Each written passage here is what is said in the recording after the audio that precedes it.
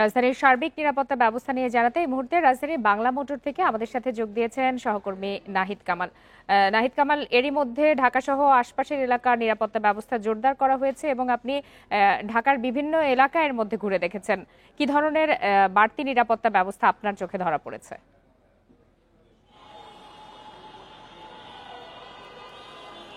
জি, আসলে 13 নভেম্বর ঘিরে এরই মধ্যে আইনশৃঙ্খলা বাহিনীর ব্যাপক উপস্থিতি বিভিন্ন জায়গায় দেখা যাচ্ছে মূলত।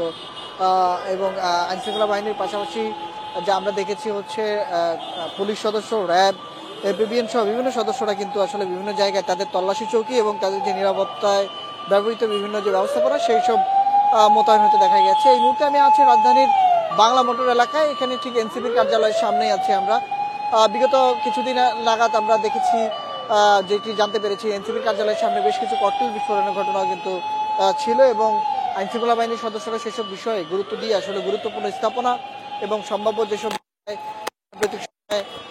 অগ্নিকাণ্ডের ঘটনা এবং বিস্ফোরণ ঘটছে সেসব এলাকায় এরই মধ্যে নিরাপত্তা জোরদার করা হয়েছে। গতকাল স্বরাষ্ট্র উপদেষ্টা এবং ডিবি কমিশনার যেটি বলেছেন, পুরো ঢাকা সহ সারা দেশেই নিরাপত্তা জোরদার করা হয়েছে, মোতায়েন করা হয়েছে।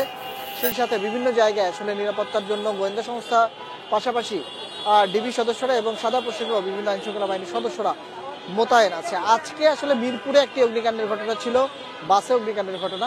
এর বাইরে আসলে শুনশান কিছুটা, সড়কে গাড়ি চলাচল কিছুটা স্বাভাবিক সময়ের তুলনায় কিছুটা কম আছে। তবে আজকে কিন্তু অফিস আদালত সবই খোলা ছিল এবং যারা অফিসগামী যারা ছিল তারাও নির্বিঘ্নে তাদের গন্তব্যে পৌঁছাচ্ছেন এবং তারা কিন্তু চলাচল করছেন।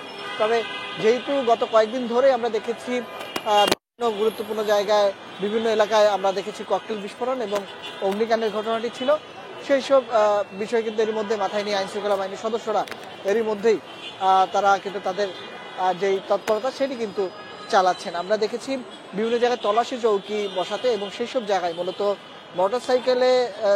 মোটরসাইকেলগামী যারা আছে তাদেরকেই বেশিরভাগ ক্ষেত্রে চেক করা হচ্ছে এবং যেটি বিগত কয়েকদিনের অভিজ্ঞতা থেকে আইনশৃঙ্খলা বাহিনী যেটি পেয়েছে, সেই ক্ষেত্রে অনেক দুষ্কৃতিকারীরাই মোটরসাইকেলে করে পেট্রোল বোমা অথবা ককটেল ছুঁড়ে আবার পালিয়ে যাচ্ছে। সেই ক্ষেত্রে আসলে মূলত যেটি দেখা যাচ্ছে, মূলত আইনশৃঙ্খলা বাহিনীর সদস্যরা মোটরসাইকেলে করে যারা যাতায়াত করছে এবং অন্য যারা সন্দেহভাজন আছে তাদের সাথে থাকা ব্যাগ বা এবং অন্যান্য জিনিসপত্র কিন্তু তল্লাশি করছে। এই ছিল আসলে মূলত আমার কাছে রাজধানীর বাংলা মোটর থেকে সর্বশেষ। অন্য সব এলাকার চিত্র অনেকটা এরকমই। নাহিদ কামাল, আপনাকে ধন্যবাদ।